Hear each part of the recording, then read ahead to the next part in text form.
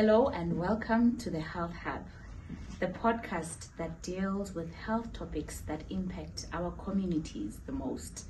I'm your host, Uviwe Moko, and today we will be speaking about cervical cancer, a silent threat that kills women all over the world, even though it is the most curable disease. Joining us today is Dr. Mpumelelo Melamane, who is a medical expert in women's health in the Eastern Cape.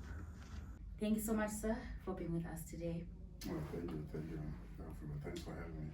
Can you please tell us more about yourself and what qualifications do you have? Okay. Name is Mpumelelo Melamane, as you have rightfully said. A doctor working in the maternity section in Bishop Hospital. Before that, I did BK at the University of Fort Hare, and I'm a man who's proud. You know, I'm a Xhosa man, son of the soil, proud to be in the province of the Eastern Cape, and will never leave the province, but to see to it that they work towards improving the health for the people of the province. And Sivile, Gutwa, you also hold a master's degree. Yeah, I wonder to beg about it, but it is true. I did a master's in public health. Did that with the University of Fort Hare. But as I said before, I actually did a master's. I did a BK, and after doing a BK, I did a MBCHB, which means the degree for medicine to be a doctor. I did that with a WSU UNITRA. I also did a diploma in obstetrics. Lastly, the master's in public health. All right. I want us to begin with the global view. Statistics show that 660,000 cases were reported this year, of which 90% of them they range in the low-income countries like South Africa. And when we zoom in into the Eastern Cape, what are the numbers telling us? They paint a sad picture. You have said it correctly. Cervical cancer is a cancer that is preventable. We are not even supposed to be having people who are infected with HPV and having cervical cancer. But if we start globally, many first world countries do not have incidences of cervical cancer. Yeah. It's only poor countries like us, more especially the sub-Saharan Africa, where our infection rates, in fact, every year in South Africa you have about 5,000 people, or more than 5,000 people who have cervical cancer. And out of those 5,000, you have about 3,000 of them who actually succumb and die due to cervical cancer. Cervical cancer is the second most prevalent cancer, secondary to breast cancer. And in terms of the deaths of the people from cancers, cervical cancer is the leading cause of death with cancers. Then if we come to the province of Eastern Cape, it is Owaru Tambo district and the Chowkabi district, which are leading with the numbers of women who have cervical cancer. And it's unfortunate because there's a lot, we are not lacking as a department. We have all of the tools and things at least to contain that disease, to prevent HPV infection and to prevent our people from getting cervical cancer and dying from it. Doctor, let's break it down. Ingaba yintoni unobangela we-cervical cancer? Cervical cancer, you get it from, initially you get an infection from the human papillomavirus, which is called HPV. So HPV, when it infects a woman, it gets passed through sexual contact. And unlike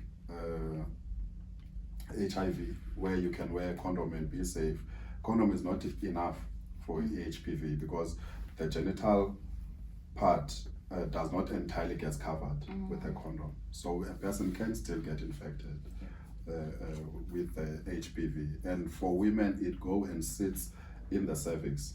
The cervix is the opening of the uterus. So it sits in a place called a transitional zone there, where it invades and sit there over a period of years. It causes changes to the cervix. When those changes happen, then those cells of the cervix, they grow up normally and then lead to cancer, and then it spreads and then ultimately kills a person. All right. You also mentioned something about people with HIV being prone to this cancer. Please tell me more about that. There are many studies that have been done, to link or to look at the relationship between HIV and cervical cancer. Remember, they are both viruses. You have HIV from the human immunodeficiency virus. You have HPV, the human papillomavirus. So I think it was a study of Lancet Medical Journal, I think it was in 2018, where it shows the relationship. Out of the people who have been found to have cervical cancer, I think it was more than 65% of those people were people who were affected with HIV. So if you have HIV, you are immunocompromised. Your body will not be effective in fighting off that HPV, and then a person progresses quicker from infection with HPV to the stage where they have some cervical cancer. So there's a strong link there. Yes. Doctor, I want us to shift to prevention. What are the preventative methods that are available? We have covered that it's prevalent. It's a very common virus. So with that, there are many people who are infected. 80 to 90% of people who live through their lifetime, they will at some point get infected with HPV. So our worry is for these ones who will then get that part of going towards the cancer route. HPV has more than 100 strains, different types, but there are types of HPV that cause cancer. I think it's HPV type 18 and 16. They are the two types that are found to if you are infected by them, ultimately proceed to have cancer.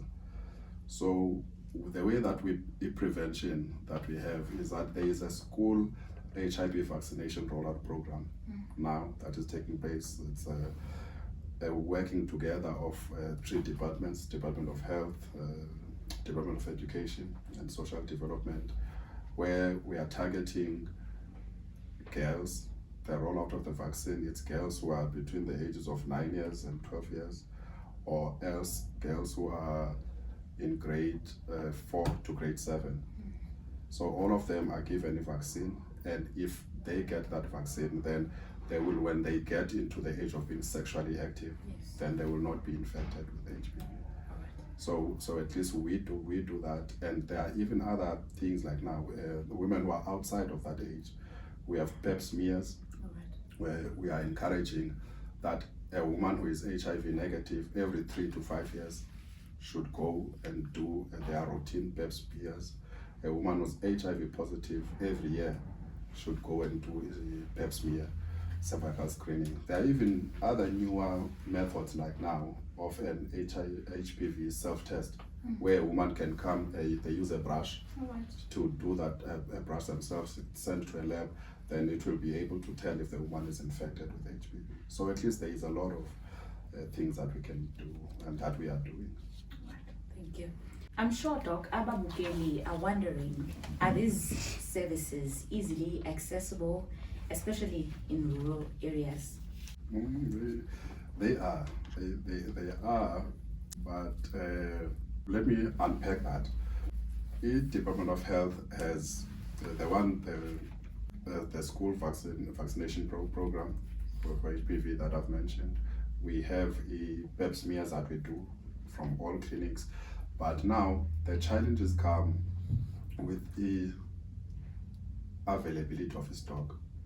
You'll find that they might not have, more especially the clinics that are there in those rural areas that are far away from the centers, or maybe there might not be a person employed there with a skill. It's an easy thing to do a test, a pap smear. But then you'll find that in clinics where you do not have enough professional nurses, you do not have enough clinicians who can do those services, then it will affect mostly those people in the rural areas. And also, if you remember the districts that I've mentioned, the ones who have a higher prevalence rates are rural provinces. So it is a shame that our rural provinces again get to have the higher burden or incidences of cervical cancer. But there are facilities such that if you can strengthen those things that I've mentioned, employ enough people, have medical equipment available at all times, then we should be able to also cover rural areas as well. The Eastern Cape Department of Health, in celebration of Women's and Cervical Cancer Awareness Month, was on the ground working tirelessly in Gqeberha, where they attended a program that was all about prevention and screening services. Let's take a look at how that went. Isebe lezempilo lisebenzisana kunye nePink Drive lisebenze ngamandla kwisithili saseGqeberha ukususela ngomhla we-11 ukuya kwi-15 ku-August, kwaye iziphumo ebezikhona zikhulu kakhulu. Silisebe kunye nePink Drive siyavuya kuba sidlule kwinjongo zethu zokwenza ii-mammograms, pap smears, uvavanyo lwemiphunga, uvavanyo lwesikhumba kunye novavanyo olusisiseko kwelezempilo kuzo zonke iikliniki. Our team produced a report where they mentioned different tools that were used in Gqeberha for prevention and screening services. But doctor, I want to know, what are the latest tools or treatments that are giving hope? Okay, we have HPV self-test that a woman can use to test themselves if they have HPV or not. They can do it at home, simple instruction. When a woman just take the brush, they will insert it in their vagina, twist it, and then it gets sent to the lab, and it can tell us if the person is infected, and it can also tell us which types or strains of the HPV. We have a pap smear, which is done by a clinician. It can either be a professional nurse or it can be a doctor, where a brush, a cervical brush, is used to take cells at that level at the junction of the cervix, and it also can be sent where a PCR will be done to analyze and see if we do have a HPV infection, and it also helps us to see if there are some changes in those cells of the cervix. We have a biopsy that we can do if we see that in the cervix there is a lesion that is visible. So we can take a piece of that tissue, send it to the lab. It will also tell us how aggressive. It can also help us to see how far the progression of the cancer is, and if the mass is cancerous or not. So we do have all of the tests, and all of these tests that I'm mentioning are the ones that are also used globally. So we are not left behind in any way. We have other facilities or other equipments. We have a colposcopy where we can have a guided view to have a look at the cervix, and also to see if there are any changes that could be cancerous. We have a theater where, if it's still within the early stages, where our surgical intervention would be asked to take that woman and cut that part of the cervix that is cancerous. As you have mentioned the tools and innovations in place, what are the biggest challenges that we face in the Eastern Cape when it comes to reducing cervical cancer? We have quite a number, because if you look at the prevalences, you remember we started off by mentioning the number of women who are still infected. So the problem maybe can start from education, I think maybe as much as this is a scourge that is affecting the province here in this massive way, if you ask people or interview, even when you meet patients, there is little information or knowledge about cervical cancer. So that is why I commend the department for having initiatives like this, whereby at least we get this opportunity to speak to our people, spread the message.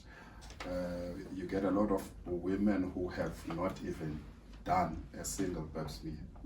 Yet what we preach in the department is that from the moment you get sexually active, you should start having your first pap smear. In terms of age, we say from 15 years, women should just start having pap smears. So pap smears are not done. Sometimes the patients, when they get to hospital to want to do these pap smears, the equipment is not available. A person who is supposed to be doing the pap smears is not available because of poor shortage of staff, poor employment. We have some problems that when a patient comes in to do a pap smear, there's no follow-up. Person can come and do the pap smear, but they never come back to follow up to get results. Yeah. Maybe even if when they do come back, the results are not accessible, they could not be printed, there is some delay. And another one that causes even a progress from those women who have already been diagnosed, we have a long queue. We have a long queue of women who are waiting to be done an operation, a hysterectomy, to remove that cancer from the body. And that is also due to multiple of factors. We have those ones who have gone past that stage where they can be taken to surgery to remove that, where they are gonna either they will do a combination of chemotherapy and radiation. There is also a long queue there. So some women will be diagnosed, because ideally when you make the diagnosis of cervical cancer in the early stages, you need to take that woman within a week. In the same week you identify, you take the person to theatre. But now you make the diagnosis, a person will only get theatre time after 8 months. By that time, when we again have a look at the woman, we do an examination, you find that the cancer has progressed. Now they cannot go to theatre, they have to go to chemotherapy and radiation. So we do have those challenges, and you see it's multifactorial. So it's one, that's why we are focusing so much on preventing. If you could give the Department of Health or communities a list of priorities, like people should go for HPV vaccines, what would be at the top? We should focus a lot on education, awareness, creating awareness of the disease. The vaccination programs have already been rolled out. Remember what I mentioned earlier, the Department of Health has all of the tools that are needed to completely eradicate. So it's not that we need any new thing. So far, it's about strengthening and utilizing what we have already to make sure that the rollout of the vaccination get to even the most rural of areas. Now currently, the vaccination is only targeted for girls, and the boys are left out. And remember, HPV infects both boys and girls. So now we are leaving boys to be carriers of HPV, and they continue to transmit it. So if you really want to fix something, you also deal with that perpetrator, because like now it still leaves a room for it spreading in that way. So maybe it's one of those, and then also to make sure that those ones who have been diagnosed are followed up, because if they do not come back, we do not have a system in place where we track those people, because we used to have a lot of community healthcare workers who used to assist us in that, but somewhere down the road they we are getting fewer and fewer of them now. So maybe if we can go out to the communities, get the people there, those ones who tested never came back for results. So it's all about early detection, early prevention. Yes, those are the ones for me. Before we close, Doctor, do you have any words or closing remarks that you want to make to our viewers? Maybe we can close with a few words. The Department of Health is doing its part. Look at here now, we are talking about the awareness of cervical cancer, but we also need to work together. Our people out there in our communities also need to take that challenge, take that responsibility. We are in Women's Month now. Yes. We are having Cervical Cancer Awareness Month next. So maybe during that month, we mentioned that the cervical cancer, it kills more than 3,000 women. And first world countries do not even have people who are diagnosed with cervical cancer. Something that is easily preventable, something that is easily curable. No one should die. So I think it's a responsibility for everyone who's sitting there watching at home, anyone who gets a chance to look at these things. If you are a woman, make that commitment. Go and test. Either you will do HPV testing or you will do pap smear, whichever is available. In your clinics, you don't have to go to hospital. It can be in a clinic, it can be in a private doctor, in a hospital, anywhere. Because even it does not matter how much the department can work, but if the people up there are not also doing their part, rolling up their sleeves, coming together to fight this scourge, this pandemic, then maybe we'll not defeat it. But if we come together, take it as a responsibility, then we'll eradicate it, just like first world countries have done. Thank you. Thank you so much for being part of this critical conversation. And to our viewers, thank you for joining us at the Health Hub. Please share this episode with anyone that is close to you, because the first step to prevention is awareness. So until next time, I am Uviwe Moko.